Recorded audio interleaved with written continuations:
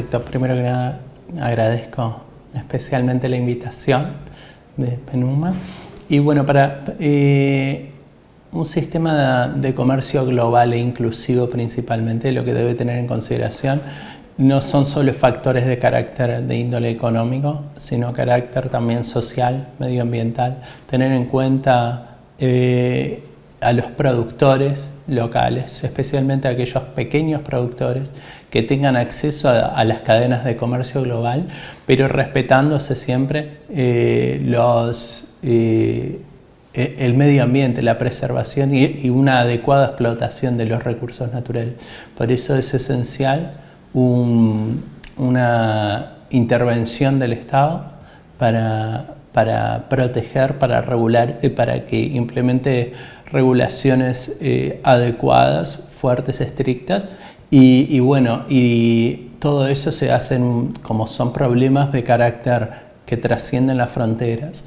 Debe haber una cooperación entre los distintos países a nivel intergubernamental y también con los organismos encargados tanto de Naciones Unidas como de otras. Hay múltiples actores. Bom, relações comerciais, né, sejam elas globais, sejam elas regionais, no caso da América Latina, ou mesmo nacionais, dentro do próprio Brasil, elas são centrais para ditar padrões de produção e padrões de consumo, né? No meio da produção e do consumo existe o comércio e são efetivamente regras que se possam estabelecer nessas relações, elas conseguem induzir mudanças no uso da terra, mudanças na forma como a gente se relaciona com o sistema hídrico, mudanças em como a gente entende que as pessoas devam ser inseridas, as relações de trabalho, como que efetivamente a gente deve priorizar produtos de maior qualidade nutricional, mas também uma condição, né, de inclusão produtiva daqueles que não possuem acesso à terra. Então tem uma série de elementos que as relações comerciais elas podem induzir, uma vez que elas sejam pensadas em conjunto com produtores e em conjunto com consumidores. Esse é um ponto muito importante. O comércio em si ele não pode ser pensado isoladamente da produção. E aí a gente pega um exemplo claro, uma nova lei que define uma regra que tenha atrelado a um princípio de sustentabilidade. Se ela não é pensada em como que a gente constrói isso junto com a produção para que esse princípio da sustentabilidade seja efetivamente implementado com toda a sua dificuldade, mas também com a necessidade de investimento e esforço coletivo, ela com certeza não vai trazer o benefício a que ela se refere. E aqui a gente pode entrar em algum exemplo mais concreto na sequência, mas o mais importante, o comércio é central, desde que seja co-construído com o produtor, com o consumidor, entre países, mas também com toda a possibilidade aí que a gente tem de impacto desse setor. Quando a gente trata de algumas das principais cadeias do agronegócio brasileiro, soja e pecuária, especificamente a gente tem primeiro um ator central no contexto global, é China. China enquanto consumidora, China enquanto pensadora, China enquanto ator que junta a segurança alimentar da sua própria população, junta a questão de saúde efetivamente fitossanitária com as questões de sustentabilidade. Segundo a Comunidade Europeia, como ainda que volume não seja muito significativo entre Brasil e América Latina e União Europeia como um todo, ou Reino Unido, enfim, outros países ali próximos, a gente sabe que o poder político do que a Comunidade Europeia decide como regra de compra, muitas vezes nas relações comerciais, né, elas acabam sendo emuladas por outros países, então é muito importante, é um país que acaba tendo, uma região que tem um efeito muito importante. Na carne, aí sim a gente traz o mercado nacional. Todos os países da América Latina são os seus próprios principais consumidores da pecuária, né? No Brasil, 80% da carne produzida no Brasil é consumida no Brasil.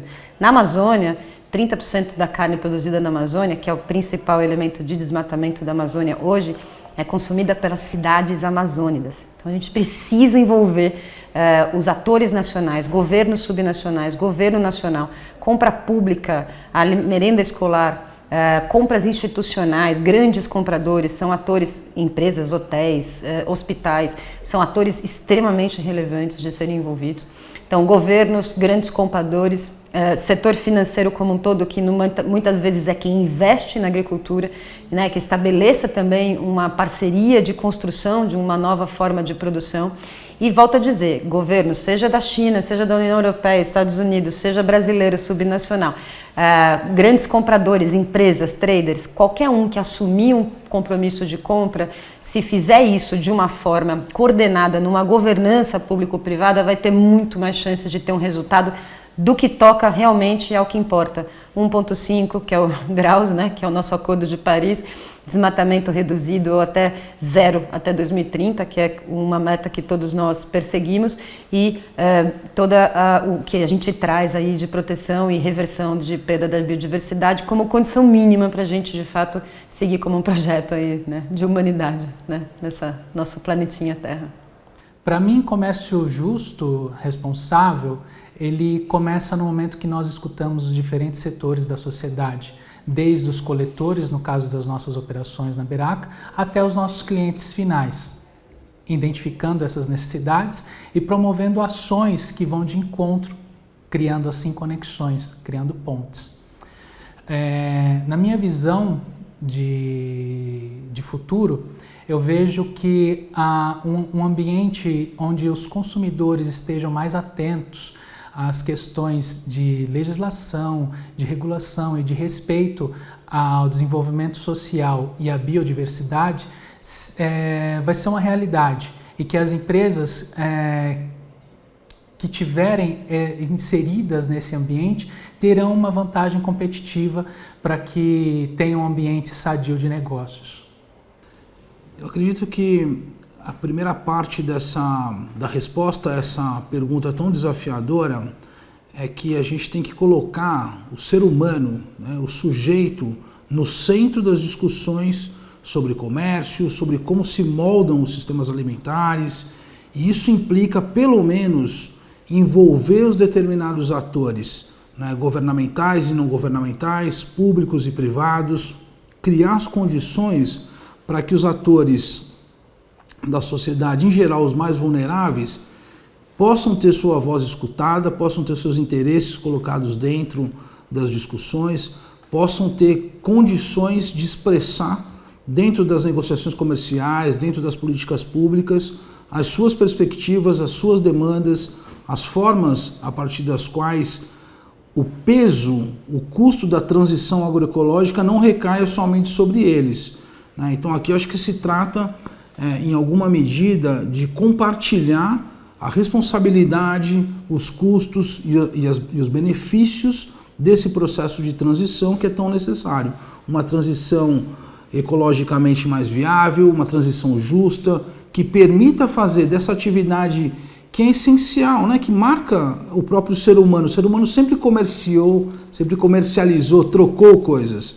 Então, como é que a gente faz com que essa atividade que marca a cultura dos seres humanos possa gerar resultados que sejam mais benéficos dos que os que a gente tem hoje, né? Para a gente, desde o Sistema Nações Unidas, o horizonte é a Agenda 2030, os Objetivos de Desenvolvimento Sustentável. Então, criar mecanismos que permitam ter produção e consumo mais responsáveis, mais sustentáveis, e usar as ferramentas que a gente, como sociedade, criou, entre elas o comércio, é algo que me parece extremamente importante. O segundo ponto nessa pergunta diz respeito à transparência nos mercados, né? Em conseguir fazer com que cada ação, que o consumidor final dos nossos produtos tenha condições, tenha mais informação daquela que geralmente tem. Isso passa por instrumentos como traçabilidade, responsabilização ao longo da cadeia, né, fazer menos opaco os mercados a partir de instrumentos que são colocados hoje à disposição, entre eles todos os avanços relacionados à tecnologia, à digitalização, que podem permitir um vínculo mais direto entre quem produz e quem consome. Creio que para lograr isso, primeiro, e sabendo que é um processo de transição, é importante, como eu dizia, chamar os atores para essa mesa de diálogo. Agora, tem que saber que existem assimetrias dentro dos mercados. Então, uma primeira ação muito concreta é reduzir essas assimetrias. Por exemplo, quando a gente fala de mercados mais sustentáveis, né, como é que eu coloco a agricultura familiar dentro dos mercados? Como é que eu ajudo essa agricultura familiar a superar determinadas barreiras, por exemplo, de qualidade, de regularidade, de apresentação dos produtos, né? Então aqui tem um campo que vai em apoio à produção. Tem um conjunto de outros instrumentos que a gente tem que colocar mais atenção, por exemplo, nas dimensões tributárias. Hoje é mais fácil encontrar produtos nos mercados altamente industrializados com taxas de impostos que são muitas vezes as mesmas ou menores que produtos minimamente processados. Então tem espaço para olhar a política tributária em cada país, para ver como a gente, a partir de instrumentos de política tributária, por exemplo, impulsiona transformações dos sistemas alimentares para que sejam mais eficientes, mais inclusivos, mais sustentáveis, para que a gente possa ter uma alimentação mais fresca, mais saudável, né, e enfrentar problemas como, por exemplo, sobrepeso, obesidade, né. Acho que tem uma terceira que passa por comunicação, instrumentos que permitam fazer mais transparentes aquilo que o consumidor está comprando.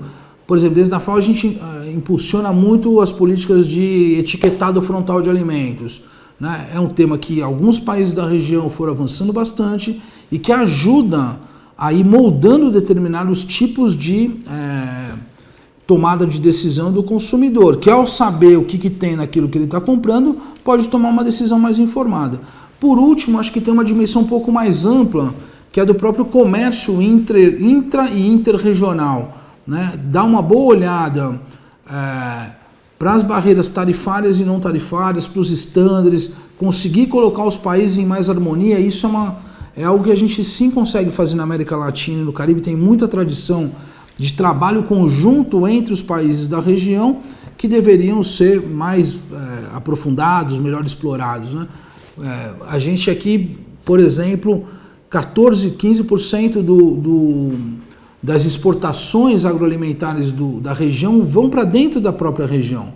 Então aqui negociando determinados acordos entre os próprios países da região pode ser um caminho interessante para a gente ir criando outros espaços, outros mercados que podem ser mais permeáveis às dimensões ambiental, social e econômica.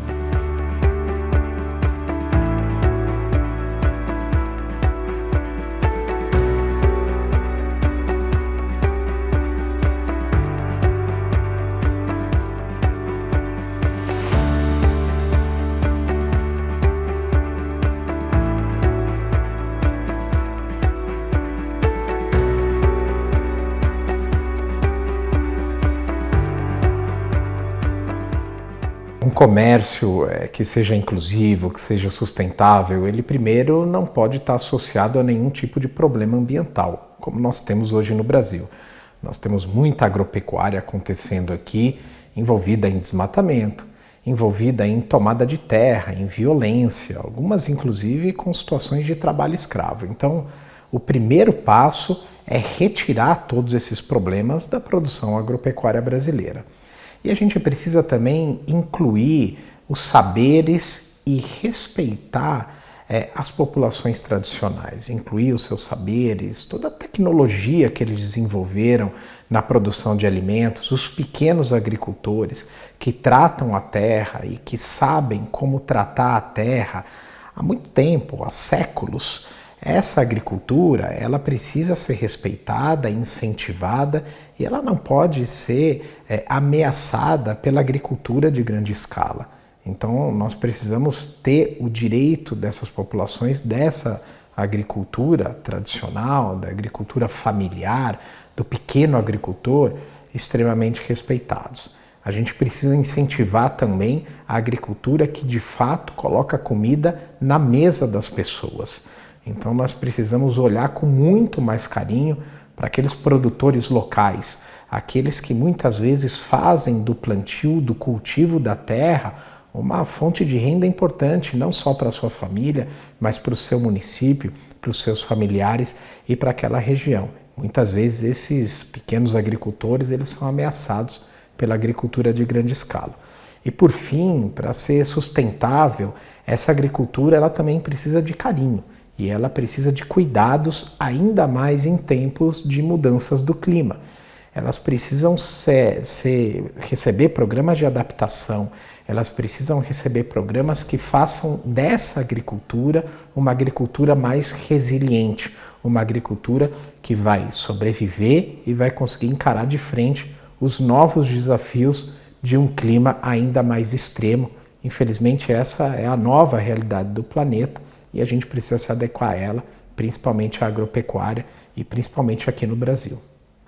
Existe um grande ausente em todo esse debate de uma agricultura melhor, mais sustentável e mais resiliente, que são os governos. Os governos ainda olham para a agricultura apenas como um ativo comercial, como algo que faz parte do orçamento, mas muito pouco pelo equilíbrio do que precisa ser imposto entre a agricultura de larga escala e a agricultura de menor escala, a agricultura tradicional, a agricultura das populações tradicionais.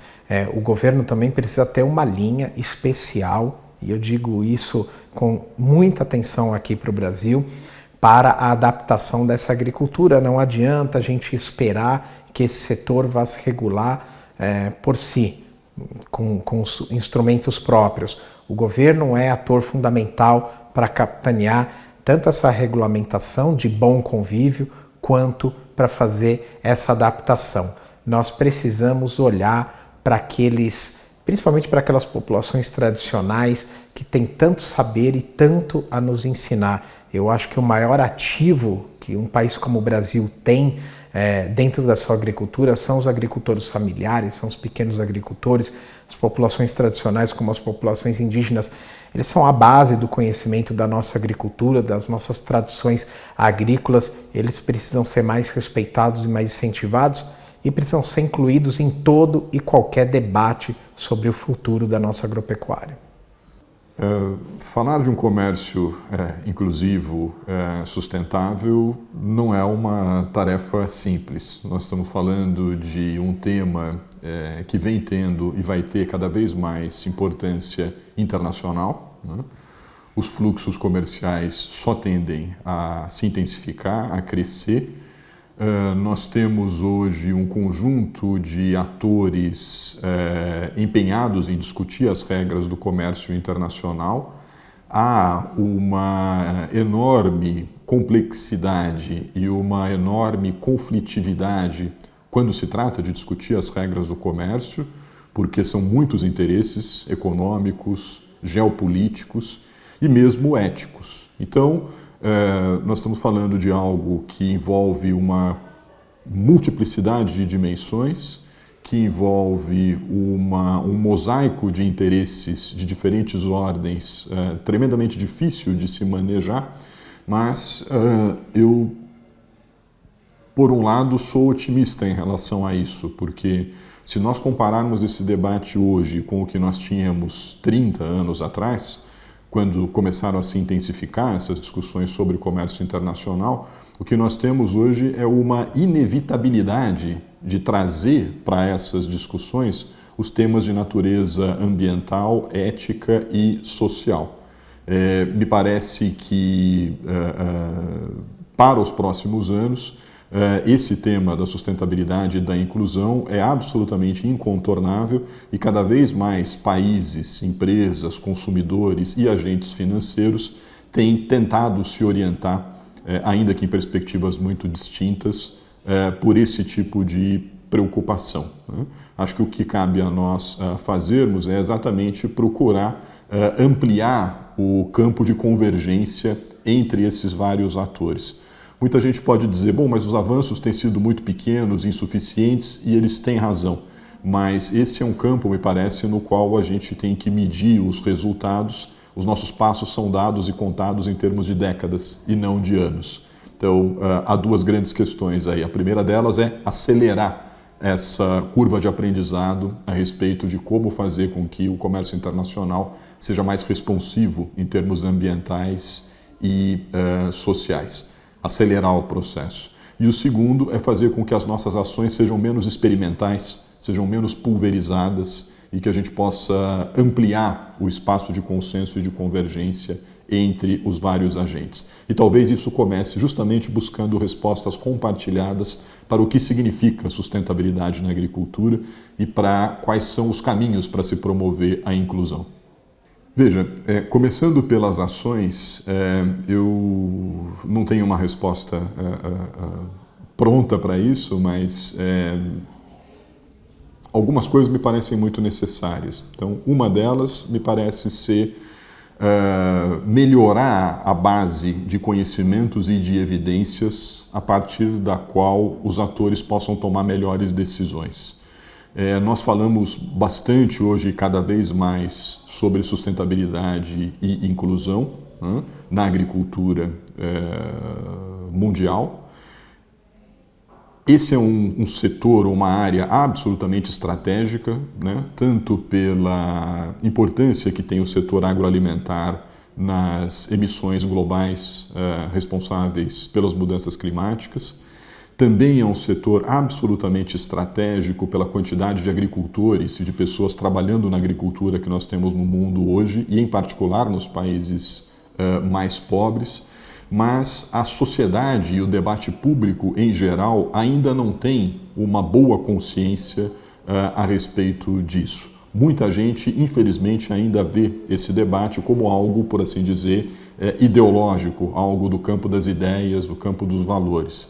Claro que se trata disso também, mas nós temos que trazer isso para um campo mais concreto e, com base em dados e em evidências, mostrar para os vários segmentos da sociedade o que é que vai acontecer daqui a 10 ou 20 anos, não só em termos de mudanças climáticas, mas também em termos de agravamento da questão social, de ampliação das desigualdades, de aumento da pobreza, se nós continuarmos tendo modelos produtivos e regras de troca no mercado internacional como elas existem hoje. Então, acho que o primeiro tema fundamental é esse, da produção de evidências a respeito dos custos da nossa trajetória e de quais são os custos e os benefícios de ingressarmos por uma trajetória diferente.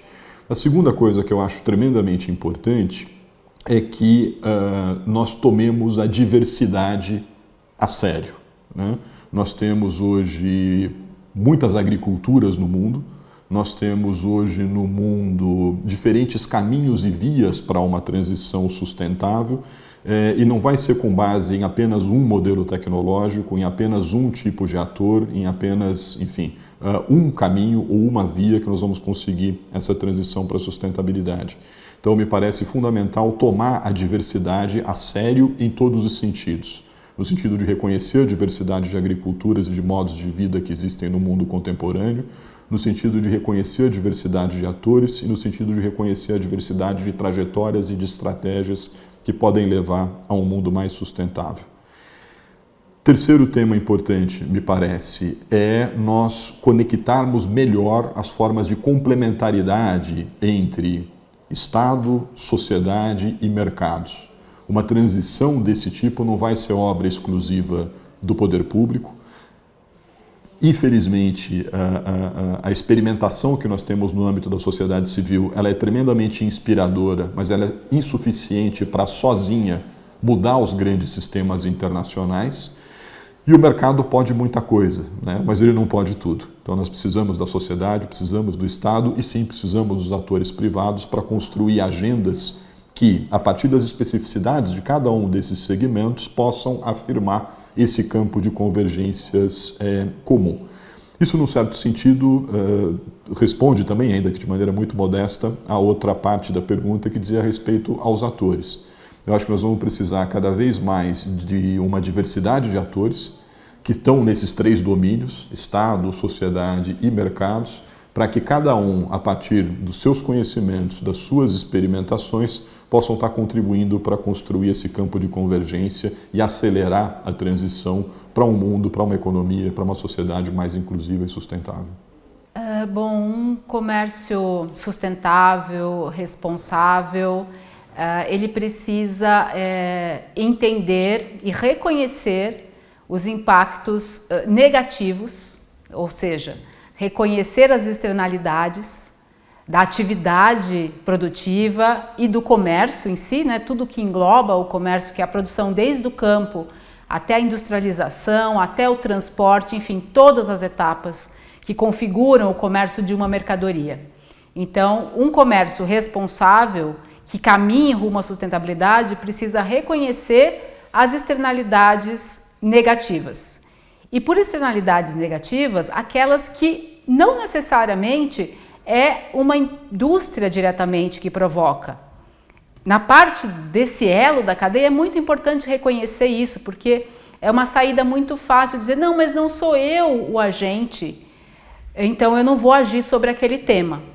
E quando a gente fala, por exemplo, da pecuária no Brasil, em outros países da América Latina, a indústria da carne tem um papel muito importante em internalizar impactos que não são delas, mas são de alguns dos seus fornecedores que precisam de caminhos e precisam de ajudas. Então, acho que, para resumir, um comércio responsável e sustentável, que queira chegar à sustentabilidade, ele reconhece os problemas, reconhece as externalidades negativas e se propõe a agir sobre elas, usando as ferramentas necessárias. Uma delas também é investimento, é recurso. Então, os atores, um deles são os próprios agentes das cadeias produtivas, né? Então, os produtores, falando de agricultura, falando de pecuária, os produtores são agentes muito importantes, porque as mudanças, as transformações vão acontecer dentro das porteiras, dentro das fazendas. Mas sozinhos eles não vão fazer tudo. A indústria que compra matéria-prima de produtores, seja soja, seja o gado, seja frutas, seja o produto agrícola que for, também tem um papel. E às vezes tem um papel importante ajudando com assistência técnica, apoiando, né? A palavra melhor é apoio, com assistência técnica, com apoio financeiro de fato. Mas tem um terceiro agente, para ficar em 3, que é o poder público. Então, acho que esses arranjos públicos privados, os privados são tanto os produtores no campo, quanto os outros agentes no elo, né, nos elos da cadeia, mas sem políticas públicas bem desenhadas também não dá certo. Só o financiamento privado, pensando que a gente pudesse ter só um financiamento privado, também não vai dar conta de territórios tão extensos como nós temos na América Latina como um todo. Então, política pública de assistência técnica, de financiamento, para ficar só em 2 fundamentais, é muito importante. Então, essa concertação, de fato, ela tem que acontecer no mínimo entre 3 atores muito essenciais. Produtores no campo, indústria de alimentos, né? Tudo vira alimento, mesmo que seja para outros animais, e agentes públicos, poder público empossado que tem que agir junto com esses outros 2.